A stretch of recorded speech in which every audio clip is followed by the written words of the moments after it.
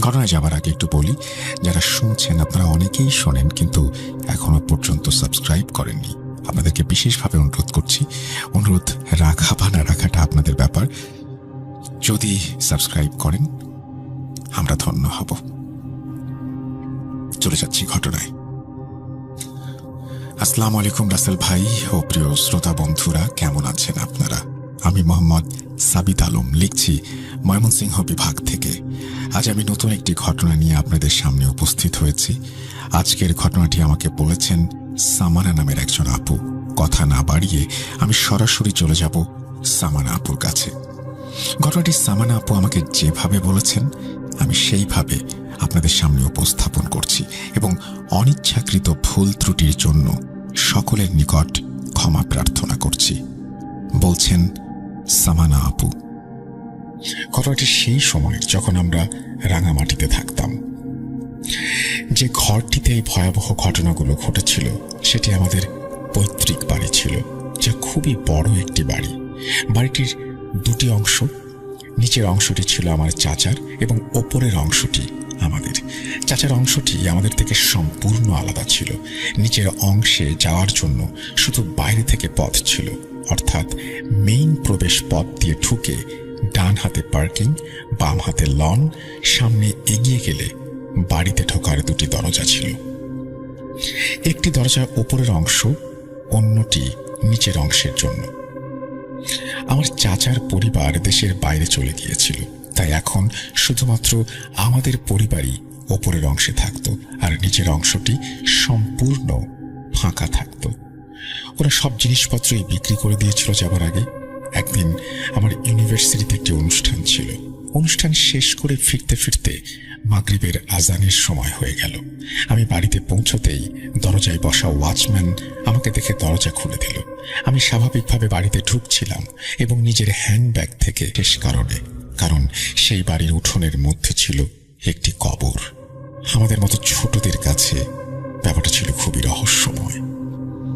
আমরা প্রায়ই দেয়ালের উপরে উঠে বা ছাদ থেকে উঁকি দিতাম, চুপি চুপি তাকিয়ে থাকতাম ওই বাড়িটার দিকে। সেখানে ছিল একটা বিশাল পুরনো নিম গাছ আর তার নিচেই ছিল কবরটা। কিন্তু ওই বাড়িতে লোকজন খুব একটা চোখে পড়ত না। একসময় আমাদের পরিবার থেকে সবাই কড়া নিষেধাজ্ঞা জারি করলো যে কেউ আর ওই বাড়ির দিকে তাকাবে না। বড়রাও আমাদের দেয়ালের উপরে উঠে তাকানো বন্ধ করিয়ে দিলেন। এরপর কবরটার দেখা যেত না, কারণ ওরা কবরটার ওপর টিনের ছাউনি দিয়ে ঢেকে দিয়েছিল। আমরা ততদিনে একটু একটু করে বড় হচ্ছিলাম, কিন্তু সেই একই প্রশ্ন মাথায় ঘুরপাক খেত, ওটা আসলে কি ছিল বা কবরটা কার ছিল সেটা আমরা কখনোই জানতে পারিনি। এরপর একে একে চাচার ছেলে মেয়েদের বিয়ে হয়ে গেল, সবাই আলাদা হয়ে গেল। চাচারাও গেলেন তার ছেলের কাছে। ফলে নিচতলার অংশটা একেবারে ফাঁকা হয়ে পড়ে থাকলো আর পুরো ঘরটা নিস্তব্ধতায় মোড়ানো রইল। এত বড় বাড়িতে আমরা তখন মাত্র 4 জন। আমরা 2 বোন ছিলাম, আমাদের পড়াশোনার চাপে ব্যস্ত। সময় কেটে যাচ্ছিল, কিন্তু আমি একটা জিনিস বারবার খেয়াল করতাম, যেখানে আমাদের দরজা অর্থাৎ ওপরের দিকে যাওয়ার পথটা, সেখান থেকে সবকিছুই স্বাভাবিক লাগতো, সবকিছুই ঠিকঠাক থাকতো। কিন্তু যতবারই চাচার ফ্লোরের সামনে যেতাম একটা অদ্ভুত ভার অনুভব করতাম। মনে হতো যেন কেউ সেখানে দাঁড়িয়ে আছে, যেন বাতাস থেমে গেছে ভ্যাকুয়ামের মতো। আর যদি একটু বেশি সময় সেখানে দাঁড়িয়ে থাকতাম তাহলে বুকের ভেতর কেমন একটা অস্বস্তি তৈরি হতো। আমি এই অনুভূতির কথা বাড়ির সবাইকে বলতাম, কিন্তু কেউই আমাকে বিশ্বাস করত না। তাছাড়া অন্য কেউ তেমন কিছু অনুভবও করত না। আমি তখন ভাবতাম, হয়তো আমি একটু বেশি ভাবছি বা ভয় পাওয়ার মতো কেউ থাকে। আমরা গরিব, কিন্তু মানুষ তো। আপনারা আমাদের গরিবদের মানুষই মনে করেন না। মনে হচ্ছিল রাগ আর ভয়ে ওনার মুখে যা আসছে উনি তাই বলছিলেন। বাবা শান্তভাবে বললেন, আচ্ছা একটু ঠিক করে বলো তো কি হয়েছে। তখন উনি বললেন, আমি ঘর থেকে কিছু জিনিস আনতে যাচ্ছিলাম, তখন আপনাদের লাউঞ্জের দরজা খোলা ছিল। হঠাৎ করে দরজাটা আমার চোখের সামনে এমনভাবে বন্ধ হয়ে গেল যেন মনে হচ্ছিল কেউ নিজের হাতে ধীরে ধীরে দরজাটা টেনে লাগিয়ে দিচ্ছে।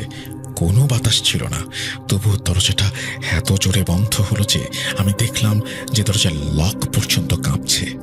আর দরজাটা বন্ধ হওয়ার সঙ্গে সঙ্গে আমি দেখলাম একটা জখম অবস্থায় থাকা লোক ঘর থেকে বের হয়ে লাউঞ্জ হয়ে অন্য ঘরে ঢুকলো, আর তার সঙ্গে একটা লাল ফ্রক পরা মেয়ে। মেয়েটার চুল ছিল অস্বাভাবিক লম্বা। আমি বুঝতেই পারছিলাম না যে ওরা আদৌ মানুষ না অন্য কিছু। উনি এসব বলছিলেন আর ওনার সারা শরীর কাঁপছিল। এখন বাবা মা দুজনেই আমার দিকে তাকিয়ে রইলেন, কারণ এই পর্যন্ত কেবল আমি ওইরকম কিছু দেখেছিলাম। আর আমার পরে ওই প্লাম্বারও একই জিনিস দেখলেন। তারপর উনি বললেন, আমি আর এখানে কাজ করতে পারবো না। এ কথা বলেই উনি নিজের গাড়ি নিয়ে চলে গেলেন। বাবার সঙ্গে সঙ্গে নিচে নামলেন। ওয়াচম্যানও তখন সাথেই ছিল, কিন্তু তখন দরজাটা আগেই বন্ধ হয়ে গিয়েছিল। অন্য প্লাম্বার বলল, আমি তো দরজা খুলে উপরে গিয়েছিলাম, পরে আবার চাবি আনতে হয়েছে, কিন্তু দরজাটা এভাবে আটকে গিয়েছে যে কিছুতে খুলতে চাইছিল না। ভেতর থেকে তখনও বাথরুমের পানি ঢালার আওয়াজ আসছিল। অথচ প্লাম্বার নিশ্চিত করল যে সব নল আগেই বন্ধ করা হয়েছে। পানি আসছে কোত্থেকে? অনেক সময়ের কিছু মনে নেই। অতিথিদের ভিড়ে পুরো বাড়ি জমে উঠেছিল, এমনকি বাসার নিচের অংশেও মানুষে মানুষে ভরে গিয়েছিল। কিন্তু সবাই খুব স্বাভাবিকভাবে দিন পার করছিলেন। সবকিছু ভালোভাবে সম্পূর্ণ হলো। কেউ আর সেই মাথা কাটা ব্যক্তিটিকে দেখেনি। পরে আমার বাবা যখন ঘটনাটা একজন আত্মীয়কে বললেন, তখন উনি বললেন, হয়তো কোনো উড়ন্ত জিন ছিল, এখন হয়তো সে তোমার বাড়ি থেকে চলে গেছে, কারণ এর মধ্যে আর কোনো ঘটনা ঘটেনি, আর বিয়েটাও ভালোভাবেই সম্পূর্ণ হয়েছে। বিয়ের পর আমি দুবাই চলে এসেছিলাম। বিয়ের 15 দিনও পেরোয়নি।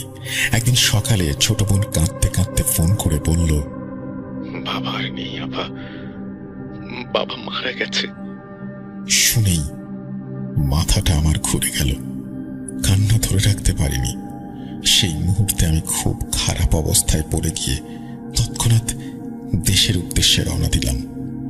দেশে ফিরে জানতে পারলাম যে আমার বাবা নিচতলায় চাচাদের ফ্ল্যাটের এক রুমে মারা গিয়েছেন।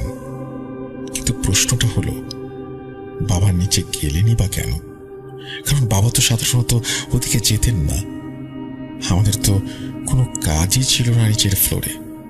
চাচা তো আগেই ওখান থেকে সব মালপত্র সরিয়ে নিয়েছিলেন। একেবারে ফাঁকা জায়গায় কারো যাওয়ার কি প্রয়োজন? সেই অংশটা শুধু সময়ে সময়ে পরিষ্কার করার জন্য খোলা হতো। চাচাকে বহুবার বলতে হয়েছে বাবাকে, ভাড়া দিয়ে দাও, ফাঁকা পড়ে আছে।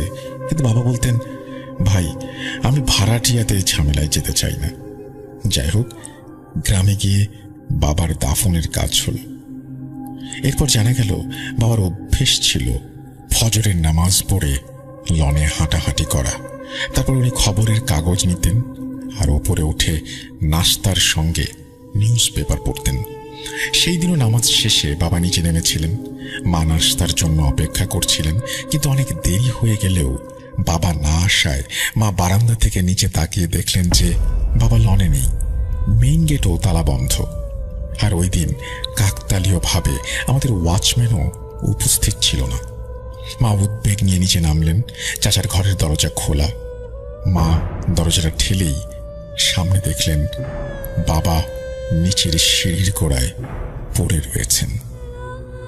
আর এই সম্পূর্ণ ঘটনায় সবচেয়ে অদ্ভুত বিষয় যেটি ছিল সেটি হলো, চাচার রুমের চাবিগুলো তো ওপরে রাখা, বাবার কাছে কোনো চাবিই ছিল না। দরজাটা বাইরে থেকে লক করা ছিল, তাহলে চাবি ছাড়াই সেই দরজা খুলল কিভাবে? বাবার জামা বা পকেটেও কোনো চাবি পাওয়া যায়নি।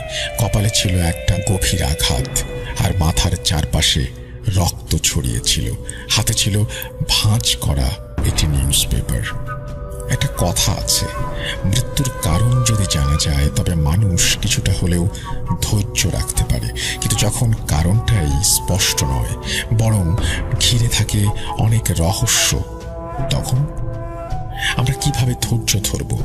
মাকে সামলানো তখন ভীষণ কঠিন হয়ে পড়েছিল। তবুও যেভাবেই হোক আমরা দিন পার করছিলাম, কিন্তু সমস্যা হলো আবারও নিচের অংশ থেকে ভয়ঙ্কর বাতাসের আওয়াজ পাওয়া শুরু হলো। অনেক মানুষ এলেন, বাড়ি দেখলেন, বিচার বিশ্লেষণ করলেন, আর তখনই বোঝা গেল যে নিচের অংশটা কোনো এক অশুভ শক্তি বা কোনো এনার্জি দখল করে আছে। দরজা নিজে থেকে খোলা, মাথাহীন একজন মানুষকে দেখতে পাওয়া এবং একটি ছোট মেয়েকে দেখতে পাওয়া, তার সাথে এই সব ঘটনা শুধু আমি নয়, ওই প্লাম্বারও দেখেছিল। এরপর একজন বিশেষজ্ঞ এসে জানালেন এই শক্তি খুবই নেতিবাচক, কিন্তু এটা দূর থেকে আসেনি, বরং আশপাশ থেকে এসেছে। এখন প্রশ্ন হচ্ছে যে কিভাবে, কার মাধ্যমে, আশপাশ থেকে কে বা কারা আমাদের কাছে এমন কিছু পাঠাবে? ঘরের কাছে কোনো কবরস্থানও ছিল না, না ছিল কোনো অনাবাদী জায়গা, কিন্তু বারবার কেবল একটা কবরের কথাই আমার মনে পড়ছিল, যেটা ছিল আমাদের ঘরের পেছনের গলির ভেতরের একটা বাড়ির উঠোনে। আমরা কখনোই জানতে পারিনি সেই বাড়ির লোকেরা কারা আর কবরটা কার ছিল। বলতে গেলে আমাদের বাড়ির পেছনে একটা সরু গলি ছিল, সেই গলির বাসিন্দাদের সঙ্গে আমাদের কোনোদিন কোনো প্রকার বন্ধুত্বপূর্ণ সম্পর্ক তৈরি হয়নি। আমরা ওনাদের কাউকেই চিনতাম না। তখন চাচার ছেলে বাড়িতে ছিল। রাতে আমরা সবাই মিলে এক জায়গায় বসে কথা বলছিলাম। পরের দিন কাজিনরা মিলে ছাদে উঠেও ওই বাড়িটার দিকে তাকিয়ে দেখার চেষ্টা করলো। সেই বাড়ির দিকে তাকাতেই যা দেখলাম আমরা, একেবারে লাগোয়া আর উঠোনে বাঁধানো কবর। তখন আমরা আরো অবাক হয়ে দেখলাম যে আগের মতো সেখানে শুধু একটা কবরই নয়, বরং এখন সেখানে 3টা কবর।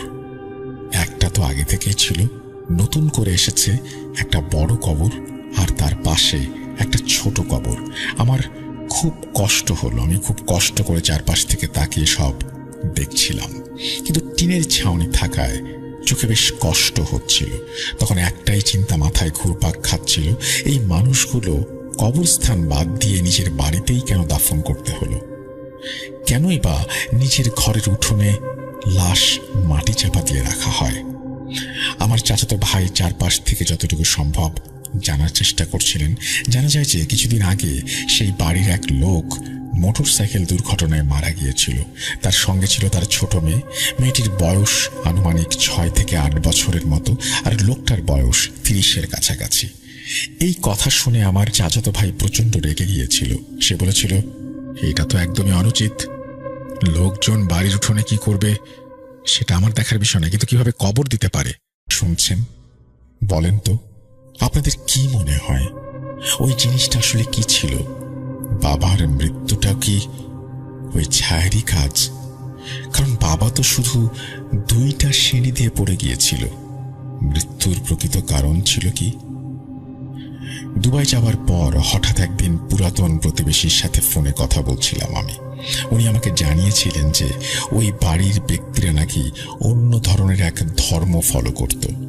ওনাদের বাড়িতে একটা কিতাব পাওয়া গিয়েছিল, মৃত্যুর পর ওনাদের দাফন যেন ঘরের উঠোনেই হয়, আর যেন ওনাদের পা উত্তর দিকে, মাথা দক্ষিণ দিকে থাকে। তবে এলাকার মানুষ নাকি ওদের এই কাজ আর করতে দেয়নি।